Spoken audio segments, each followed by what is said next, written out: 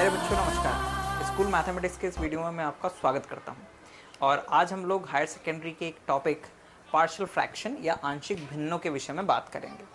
आंशिक भिन्न क्या होते हैं, कैसे उनको ज्ञात किया जाता है, ठीक है ना, प्रोसेस क्या है, विधि क्या है, उसके लिए क्या क्या चीज़ों का ध्यान रखना पड़ता है, इन सब के विषय में आज हम लोग बात करेंगे स्टूडेंट्स। ठीक है, तो आंशिक भिन्नों के लिए ये पहला लेक्चर है स्टूडेंट्स। ठीक है, जो ज़रूरत होगी उसके बाद में हम नए लेक्चर्स भी अवेलेबल करवाएंगे आपको। ठीक है ना, तो आइए आगे बढ़ते हैं स्टूडेंट्स। सबसे पहले तो ये समझते हैं कि आंशिक भिन्न होता क्या है बेसिकली। ठीक, ज़रा याद करिए स्टूडेंट्स कि आप लोगों ने फ्रैक्शंस यानी कि जो हिंदी में उनको बीजीय व्यंजक बोलते हैं, ठीक है ना, या बीजीय फलन बोलते हैं, और इंग्लिश में उनको कहते हैं रैशनल फंक्शन। तो रैशनल फंक्शंस को ऐड करना आप लोगों ने सीखा है। जैसे मैं आपसे पूछूं कि यहाँ पर जैसे x लिखा है एंड नीचे लिखा है x+1 एंड +1/x-2, इनको अगर ऐड करना हो स्टूडेंट्स तो कैसे करेंगे? तो आप कहेंगे कि पहले इनका एलसीएम निकालेंगे, तो इट बिकम x+1 और x-2, एंड देन इसके बाद में x में मल्टीप्लाई हो जाएगा x-2 का एंड +1 में मल्टीप्लाई हो जाएगा x+1 का। ठीक है ना, क्योंकि यहाँ पर x+1 था, ये x+1 x-2 है, तो x+1 और x+1 कैंसिल हो जाएगा, x-2 का ऊपर multiply +1 into x-2 x-2 cancel हो जाएगा और फिर x+1 का न्यूमरेटर में मल्टीप्लाई हो जाएगा। एंड देन इसके बाद में स्टूडेंट्स आप इसको सिंप्लीफाई करेंगे तो इट्स बिकम x+1 और x-2, एंड देन इसके बाद इसको सिंप्लीफाई करेंगे तो ये आ जाएगा x² माइनस का 2x एंड प्लस का x एंड प्लस का 1, और इसको जब सिंप्लीफाई करेंगे तो it become x² and then yes x² minus का x प्लस 1 अपॉन में x+1 एंड x-2। ठीक, तो आपने इन दो रैशनल फंक्शंस को जब ऐड किया स्टूडेंट्स तो आपके पास में ये फंक्शन आया। अब अगर आपसे मैं ये कहूं स्टूडेंट्स कि आप इस फंक्शन को वापस इस तरह से चेंज करो, ठीक, ये क्या आ गया है? ये एक कंपोजिट जिसे कहें कि फ्रैक्शन आ गया है, कंपोजिट फ्रैक्शन, यानी कि संयुक्त भिन्न, हिंदी में संयुक्त भिन्न कहते हैं और इंग्लिश में कंपोजिट फ्रैक्शन कहते हैं। और अब इसको आपको इन सिंपल फ्रैक्शंस में चेंज करना है, व्यक्त करना है, एक्सप्रेस करना है। तो आप कैसे करेंगे स्टूडेंट्स? तो जो प्रोसेस अपनाई जाती है इसके लिए उसी को ही कहते हैं partial fraction. Partial fraction it means that कि आंशिक भिन्न या पार्शियल फ्रैक्शन और कुछ भी नहीं है, वो एक कंपोजिट फ्रैक्शन या संयुक्त भिन्न को आंशिक भिन्नों यानी कि सरल भिन्नों में व्यक्त करने की एक प्रोसेस है। That's all. ठीक है ना, और जब डिनोमिनेटर में एक से ज्यादा गुणनखंड हो तो वो एक संयुक्त भिन्न या कंपोजिट फ्रैक्शन है, और जब किसी फ्रैक्शन में केवल एक गुणनखंड हो तो उसको कहते हैं सरल भिन्न या सिंपल फ्रैक्शन। तो कंपोजिट फ्रैक्शन को सरल भिन्न या सिंपल फ्रैक्शन में चेंज करना ही पार्शियल फ्रैक्शन की प्रोसेस है। अब इसके लिए जरूरी क्या है स्टूडेंट? नंबर 1, सबसे पहले तो जो कंपोजिट फ्रैक्शन है यानी कि संयुक्त भिन्न है उसको प्रॉपर फ्रैक्शन में होना जरूरी है स्टूडेंट्स। ठीक है ना, प्रॉपर फ्रैक्शन। प्रॉपर फ्रैक्शन में क्या होता है, यानी हम ये यहाँ पर डिस्कस कर रहे हैं स्टूडेंट कि किसी भी कंपोजिट फ्रैक्शन को अगर पार्शियल फ्रैक्शन में चेंज करना है तो उसके लिए जरूरी क्या है? सबसे पहले तो पहली शर्त जो है वो ये है कि उसमें degree of denominator, degree of denominator, ठीक, डिग्री ऑफ डिनोमिनेटर बड़ा होना चाहिए डिग्री ऑफ न्यूमरेटर से, यानी कि अंश की जो घात है वो हर की घात से अगर कम है तो उसको कहते हैं प्रॉपर फ्रैक्शन। प्रॉपर फ्रैक्शन यानी कि उचित भिन्न हिंदी में, राइट। और अगर ऐसा ना हो यानी कि उल्टा हो जाए या बराबर हो जाए, यानी कि न्यूमरेटर की जो डिग्री है वो डिनोमिनेटर की डिग्री से बड़ी या बराबर हो जाए तो उसे हम लोग कहते हैं क्या, अनुचित भिन्न, राइट, अनुचित भिन्न। ठीक, अनुचित भिन्न यानी कि इम्प्रॉपर फ्रैक्शन। ठीक है, इम्प्रॉपर फ्रैक्शन। अब प्रश्न ये उठता है कि अगर आंशिक भिन्न या पार्शियल फ्रैक्शन में किसी भी फ्रैक्शन को चेंज करना है तो उसके लिए उसका प्रॉपर फ्रैक्शन में होना जरूरी है। अब अगर मान लीजिए कि कोई फ्रैक्शन प्रॉपर फ्रैक्शन नहीं है ना, इम्प्रॉपर फ्रैक्शन है, तो उसको प्रॉपर फ्रैक्शन में कैसे चेंज किया जाएगा? तो उसके लिए उसमें डिवाइड की प्रोसेस अपनानी पड़ेगी, यानी पहले उसको डिवाइड करना पड़ेगा स्टूडेंट्स, ठीक है ना, यानी न्यूमरेटर में डिनोमिनेटर से डिवाइड करना होगा। फॉर एग्जाम्पल जरा इसे देखिए, इसी फ्रैक्शन को देखिए, यहाँ पर एक्स स्क्वायर माइनस का एक्स प्लस का 1 और नीचे भी जो डिग्री है वो 2 है और ऊपर भी डिग्री 2 है। जैसे यहाँ पर स्टूडेंट जो न्यूमरेटर की डिग्री है वो है 2 और डिनोमिनेटर की डिग्री भी है 2, तो पहले इसको प्रॉपर फ्रैक्शन में चेंज करना होगा। अब प्रॉपर फ्रैक्शन में चेंज करने के लिए आपको क्या करना होगा? आपको करना पड़ेगा बच्चों डिवाइड। तो डिवाइड कैसे करते हैं वो आपको आता होगा स्टूडेंट्स। जैसे ये एक्स स्क्वायर माइनस का एक्स और ये प्लस का 1 और इन दोनों का मल्टीप्लाई करेंगे स्टूडेंट्स, तो हम लोगों को क्या मिल जाएगा? We will get x square minus का एक्स, ठीक, ये माइनस का 2x होगा, ये प्लस का x यानी माइनस का x और ये माइनस का 2। X square minus x minus 2 से आपको डिवाइड करना होगा x square minus x plus 1 में। तो जब आप डिवाइड करेंगे स्टूडेंट्स तो आपको याद होगा स्टूडेंट्स कि सबसे पहले ये देखा जाता है कि इन दोनों की डिग्री सेम हो, तो उसके लिए यहाँ पर हम लोग 1 का मल्टीप्लाई करेंगे, तो ये आ जाएगा एक्स स्क्वायर माइनस का एक्स और माइनस का 2। अब इनका चिन्ह चेंज करेंगे स्टूडेंट्स और माइनस करेंगे तो ये दोनों कैंसिल हो जाएंगे और यहाँ पर आ जाएगा हमारे पास, अच्छा ये भी कैंसिल हो जाएगा बच्चों, तो ये भी कैंसिल आ गया और ये बन जाएगा हमारे पास में प्लस का 3 स्टूडेंट्स, ठीक है ना। यानी कि हम इसको इस तरह से लिख सकते हैं, किसे? इसे हम लोग लिख सकते हैं this is equals to 1 plus 3 upon x square minus का एक्स और माइनस का 2, इस तरह से लिख सकते हैं स्टूडेंट्स। और आगे इसको बढ़ा दें तो 1 प्लस 3 अपॉन एक्स प्लस 1 और x माइनस 2 स्टूडेंट्स। तो अब जरा ध्यान दीजिएगा, ये जो चीज है केवल यही पार्शियल फ्रैक्शन में चेंज होगी, है ना, क्योंकि ये तो अपने आप में क्या आ गया, एक नंबर आ गया, एक कांस्टेंट वैल्यू आ गई है, तो ये तो पार्शियल फ्रैक्शन में चेंज होगा नहीं। Plus 3 upon x plus 1 x minus 2, ये एक कंपोजिट फ्रैक्शन आ गया, यानी संयुक्त भिन्न आ गया। अब इसको तोड़ना है और आंशिक भिन्नों में व्यक्त करना है, यानी कि अब ये जो रूप आया गया है आपके सामने, ये एक प्रॉपर फ्रैक्शन है, यानी उचित भिन्न आ गया है, और इसे अब आप लोग चेंज कर सकते हैं पार्शियल फ्रैक्शन में। अब किसी भी उचित भिन्न को पार्शियल फ्रैक्शन में कैसे चेंज किया जाता है वो हम लोग सीखेंगे स्टूडेंट्स, ठीक है। तो आइए जरा अब उस प्रोसेस को समझते हैं, ठीक है। लेकिन यहाँ पर इस बात का ध्यान देना जरूरी है कि पहले इम्प्रॉपर फ्रैक्शन को आप प्रॉपर फ्रैक्शन में चेंज कर देंगे। अब यहाँ पर एक क्वेश्चन भी अराइज हो जाता है कि अगर हम केवल इसी को ही पार्शियल फ्रैक्शन में चेंज करेंगे तो हम आंसर कैसे लिखेंगे? तो आप इसको जब प्रॉपर फ्रैक्शन में चेंज कर दोगे, सॉरी ये तो प्रॉपर फ्रैक्शन में ही है, जब आप इसको पार्शियल फ्रैक्शन में चेंज कर दोगे तो जब जो भी ये टूटने के बाद आएगा उसको आप यहाँ लिख दोगे और उसमें 1 को ऐड करके ही लिखोगे, क्योंकि आपका मेन क्वेश्चन तो ये था, इसको चेंज करना था। आपने इसको ऐसे लिख दिया, इसको ऐसे लिख दिया, इसको पार्शियल फ्रैक्शन में चेंज कर दिया, जो आंसर आया उसको यहाँ लिख दीजिए, राइट स्टूडेंट्स। हम इसी क्वेश्चन को कंटिन्यू करेंगे। अब आइए स्टूडेंट्स हम लोग ये समझते हैं कि पार्शियल फ्रैक्शन निकालने के लिए हम लोगों को कैसे आगे बढ़ना है और किसी क्वेश्चन को देखकर पार्शियल फ्रैक्शन की क्या प्रोसेस अपनाई जाएगी, ये कैसे हम लोग समझेंगे। स्टूडेंट्स, पार्शियल फ्रैक्शन निकालने के लिए जो हमारे पास में केसेस हैं, राइट, हमारे पास में 4 केसेस हैं, नंबर 1, 2, 3 एंड 4। पहला जो केस है स्टूडेंट्स, उसमें जो डिनोमिनेटर है, यानी कि जो हर है, denominator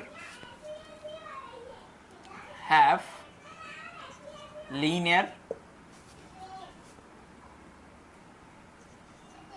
linear factors with no repetition, ठीक है ना। फॉर एग्जाम्पल जैसे लिखा हुआ है 1 upon x plus 1 x plus 2 and so on, और भी हो सकते हैं, है ना। मतलब लीनियर फैक्टर होंगे जिनकी घात 1 होगी और रिपीटेड नहीं होंगे, यानी उनके ऊपर होल स्क्वायर नहीं होगा, ठीक है ना।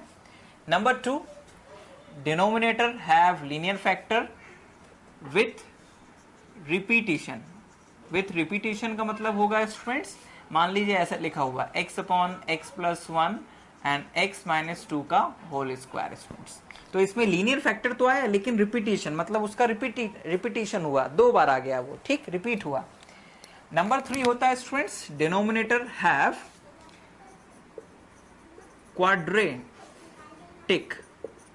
Quadratic factor with no repetition, है ना।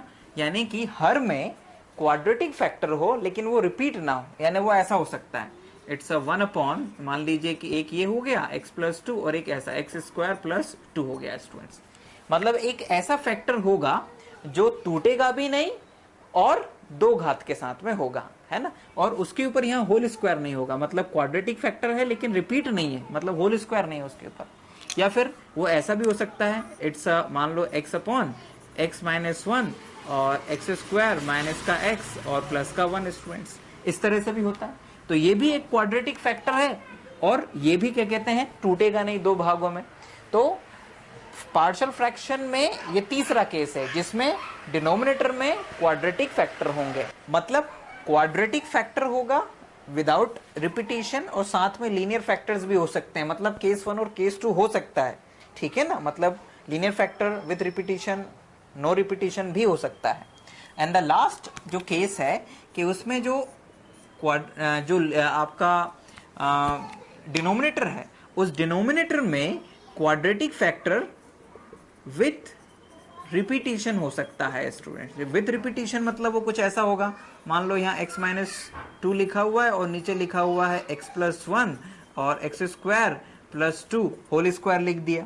या फिर वो ऐसा भी हो सकता है, मान लो कि यहाँ x लिखा हुआ है और यहाँ पर लिखा है x माइनस 1, नीचे x स्क्वायर प्लस 2x और प्लस 3 लिख दिया और ये होल स्क्वायर, ठीक। तो वो इस तरह से भी हो सकता है स्टूडेंट्स, यानी कि 4 केस हुए, linear factor without repetition, linear factor with repetition, quadratic factor without repetition and quadratic factor with repetition. तो इन 4 केसेस में हम कंपोजिट फ्रैक्शन या संयुक्त फलन का पार्शियल फ्रैक्शन करना सीखेंगे। और आज की क्लास में हम इस पहले वाले फैक्टर यानी पहले वाले केस को सॉल्व करना सीखेंगे जब डिनोमिनेटर में लीनियर फैक्टर होंगे विदाउट रिपीटिशन। ओके, आइए देखते हैं। नाउ स्टूडेंट्स, एक क्वेश्चन लेते हैं। मान लीजिए कि आपको एक क्वेश्चन दिया गया है कि 3 अपॉन x प्लस 1 और x माइनस 2, इसको पार्शियल फ्रैक्शन में आप एक्सप्रेस करें। This is the question. तो जो प्रोसेस है आप उसको समझें पहले सबसे, ठीक। जो प्रोसेस है स्टूडेंट्स, उसमें हम क्या करते हैं कि मान लीजिए कि ये आपने फ्रैक्शन लिखे x plus 1 x minus 2, then इसके बाद में आप जितने भी लीनियर फैक्टर्स हैं डिनोमिनेटर में, उनके न्यूमरेटर में यानी उनके अंश में एक कांस्टेंट वैल्यू ले लेंगे, जैसे a upon x plus 1 plus b upon x minus 2, ठीक है। अगर यहाँ पर एक फैक्टर और होता तो यहाँ पे प्लस c अपॉन वो आ जाता फैक्टर, ठीक है ना। यानी हर लीनियर फैक्टर के लिए न्यूमरेटर में क्या आ गया है, एक कांस्टेंट वैल्यू a और b आ गया है, जिसका कि मान हमें निकालना है, ठीक है ना। क्योंकि a और b की जगह यहाँ पर ऐसा मान लिखना है कि जब इनको वापस हल करें तो ये आ जाए, यही पार्शियल फ्रैक्शन है। तो अब इसको मान लेते हैं हम लोग समीकरण 1, ठीक है ना। देन फिर इसके बाद में आगे बढ़ते हैं स्टूडेंट्स। तो ये 3 अपॉन एक्स प्लस 1 और ये x minus 2 as it is रहेगा, और यहाँ पर हम लोग लेंगे स्टूडेंट्स x प्लस 1 और x माइनस 2, है ना। इनका एलसीएम लिया तो ये आया, एंड देन इसके बाद इसको न्यूमरेटर में आ जाएगा x माइनस 2 इंटू ए प्लस बी एक्स प्लस 1।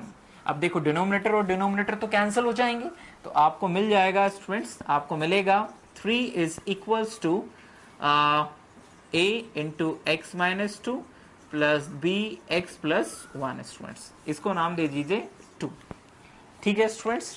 अब यहाँ पे जरा ध्यान दीजिएगा स्टूडेंट्स, यहां से आगे जाने की दो विधियां हैं, यानी ए और बी का मान निकालने की दो विधियां हैं। एक है वैदिक मेथड और दूसरी है पॉपुलर मेथड स्टूडेंट्स, या सामान्य विधि। ठीक, तो मैं आपको इस क्वेश्चन को दोनों विधियों से बताऊंगा।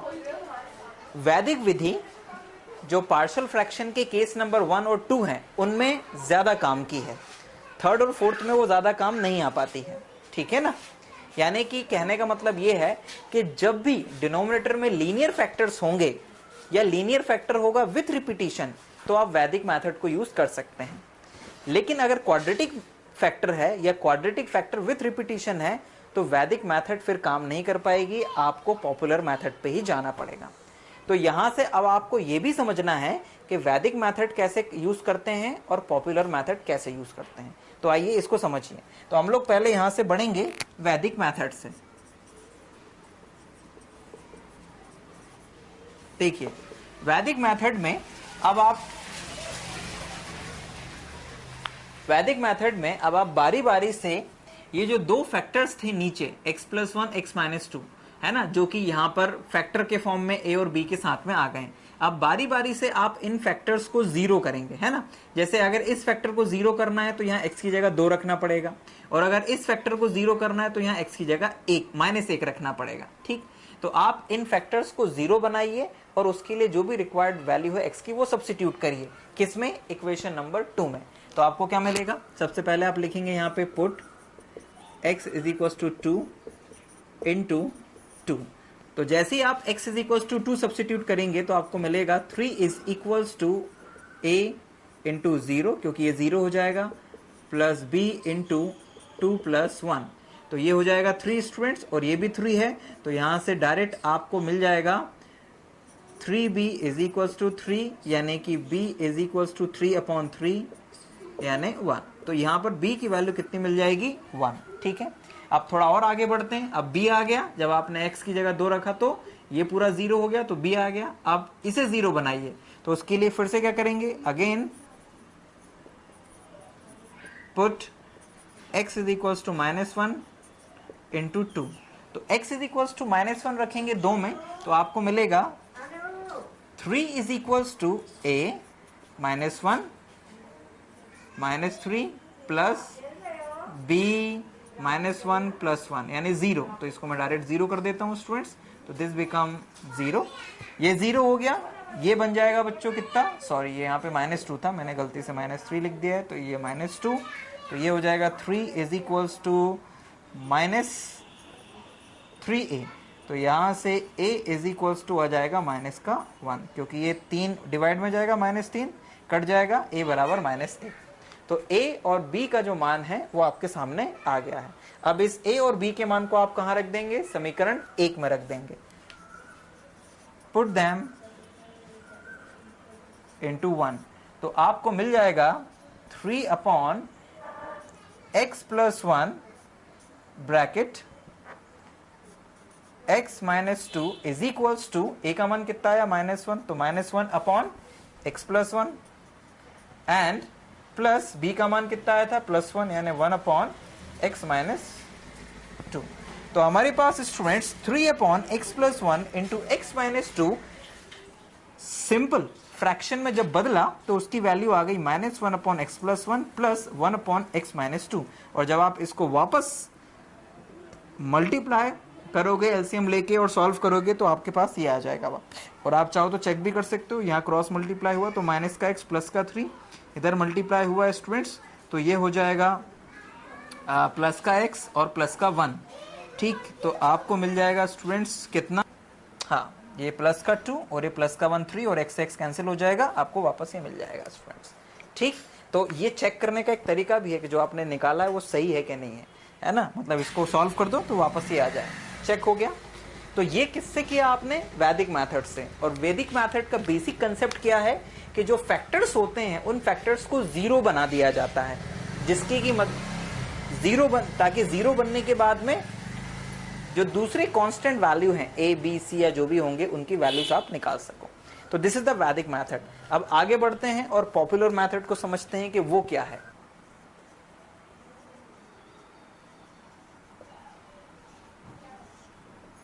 Popular method students, popular method में क्या करना होगा, ये जो इक्वेशन नंबर 2 हमने बनाया था इसको थोड़ा सा और आगे बढ़ाते हैं अपन लोग। ऐसे इसको ऐसे लिखेंगे 3ax माइनस 2a, ठीक, and then bx plus b।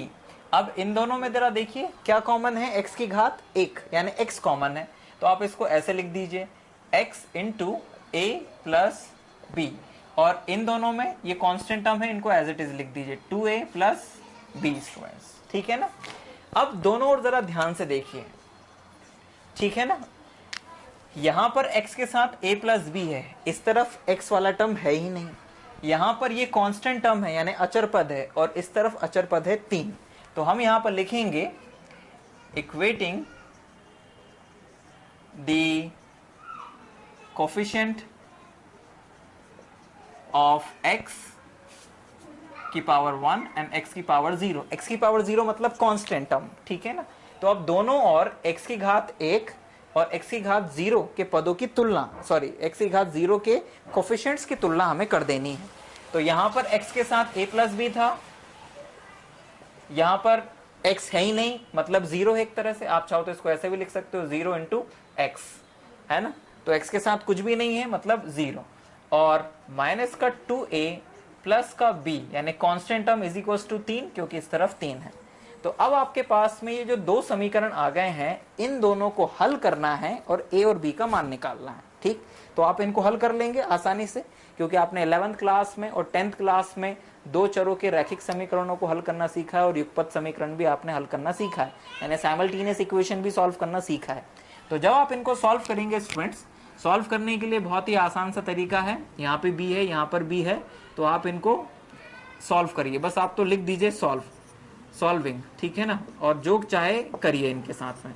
तो हम क्या करेंगे, ये माइनस का 2a प्लस का b इज इक्वल टू 3, और ये a plus b is equal to 0, minus minus minus, तो ये दोनों कट जाएंगे स्टूडेंट्स, माइनस का 2a माइनस का a, तो ये हो जाएगा माइनस का 3a, और ये हो गया 3 में से 0 हो गया 3, तो यहाँ पर ये कट जाएगा स्टूडेंट्स, तो a बराबर आ जाएगा माइनस का 1, है ना, क्योंकि माइनस 3 है, ये प्लस का 3 है। अब a का मान आया -1, इसको रख दीजिए उठाकर कहाँ पर, इस एक समीकरण में। तो जब a का मान यहाँ पर रखोगे आप माइनस का 1 प्लस का b बराबर 0, तो यहाँ से b बराबर आ जाएगा 1, ठीक। तो पॉपुलर मेथड से बेसिकली a और b के रूप में, या जो कांस्टेंट्स हैं उनके रूप में समीकरण बनेंगे, इक्वेशंस बनेंगी, जिन्हें आपको सॉल्व करके a और b की वैल्यू निकालनी है। अब इन a और b को कहां पर आप सब्स्टिट्यूट कर देंगे, पुट देम इनटू 1, यानी समीकरण 1 में इन्हें रख दीजिए, तो आपको मिल जाएगा 3 upon x plus 1 into x minus 2 बराबर -1 upon x plus 1 and plus 1 upon x minus 2। तो इस तरह से बच्चों आप किसी भी कंपोजिट फ्रैक्शन को पार्शियल फ्रैक्शन में चेंज कर सकते हैं, केस नंबर 1 के क्वेश्चंस को, है ना। अब आप जब अपनी बुक देखोगे तो आपको बहुत ही अलग अलग तरीके के क्वेश्चंस मिलेंगे। हो सकता है कि कोई क्वेश्चन आपको ऐसा मिले कि यहाँ पर लिख दिया जाए उसने 3x प्लस 2 लिख दे, तो ये 3x प्लस 2 रहेगा, ये 3x प्लस 2 रहेगा, और यहाँ पर फिर 3x प्लस 2 बन जाएगा स्टूडेंट्स, ठीक है ना। तो जब आप इस प्रोसेस को अपनाएंगे और जब x बराबर 2 रखेंगे आप, तो फिर आपको x बराबर 2 यहाँ पर भी रखना पड़ेगा। तो ये क्या बन जाया करेगा, ये फिर ऐसा बन जाया करेगा, व्हाट, ये बन जाएगा 3 इंटू 2 और प्लस का 2, तो ये बन जाता फिर 6 प्लस 2 यानी कि 8, है ना। तो उसके अकॉर्डिंग फिर b चेंज हो जाता, ठीक है ना। तो आपको इस बात का ध्यान रखना है। और यहां पर जब आप करते स्टूडेंट्स, और यहां पे मान लीजिए कि 3x होता है ना, हाँ सॉरी 3x प्लस 2 होता, तो 3x प्लस 2 होता, तो ये 3x प्लस 2, ये 3x प्लस 2, जब आप तुलना करते तो आप देखिए यहाँ पर x के साथ a प्लस b है, यहाँ x के साथ 3 है, तो यहाँ a प्लस b बराबर 3 आ जाता, और ये बराबर 2 आ जाता, तो समीकरण बदल जाते, तो a और b का मान भी चेंज हो जाता। तो इसके अकॉर्डिंग आप लोगों का काम भी बदल जाएगा। तो आपको प्रोसेस बेसिकली समझना है कि आपको करना क्या है, वैदिक मेथड में क्या करना होता है और पॉपुलर मेथड में करना क्या होता है। ठीक, तो इस तरह से आप ऐसे क्वेश्चंस जिनमें डिनोमिनेटर में लीनियर फैक्टर्स हों उनको आसानी से पार्शियल फ्रैक्शन में ब्रेक कर सकते हैं। तो आज के इस लेक्चर में आपने बेसिकली क्या सीखा, पार्शियल फ्रैक्शन क्या होता है, प्रॉपर फ्रैक्शन क्या होता है, इम्प्रॉपर फ्रैक्शन क्या होता है, पार्शियल फ्रैक्शन में किसी भी संयुक्त भिन्न को या कंपोजिट फ्रैक्शन को बदलने की 4 विधियां हैं, 4 केसेस हैं, उनमें से आपने आज केस नंबर 1 देखा। और एक जो अधूरी बात यहाँ पर जो रह गई है वो ये रह गई है कि बेसिकली ये जो क्वेश्चन हमने बनाया था ये वाला, ये 3/, ये एक दूसरे क्वेश्चन का पार्ट था, आपको याद होगा। और वो क्वेश्चन ये था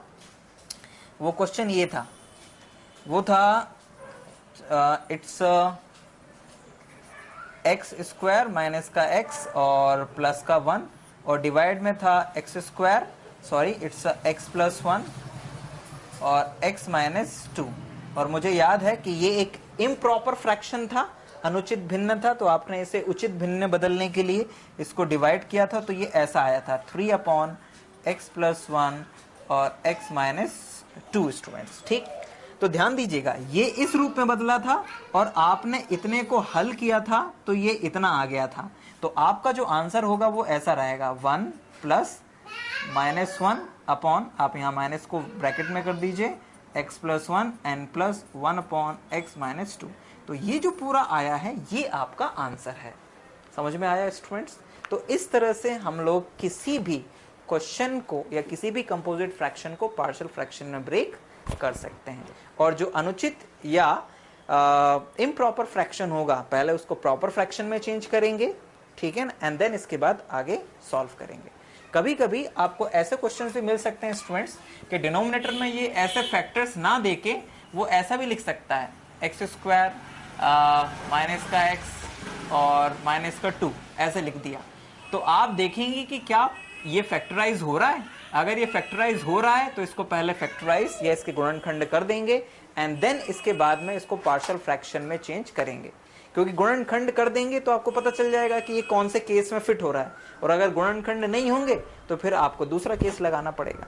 तो पहले तो आप डिनोमिनेटर को देखेंगे कि क्या उसके गुणनखंड हो पा रहे हैं आसानी से। अगर हो जाए तो आप उसके अकॉर्डिंग जो 4 रूल हैं उसके अकॉर्डिंग काम करिएगा। जल्दी नेक्स्ट लेक्चर में आगे के जो केसेस हैं पार्शियल फ्रैक्शन के उन्हें लेके आपके सामने होंगे। Thank you very much for watching this video. For more updates, subscribe to our channel.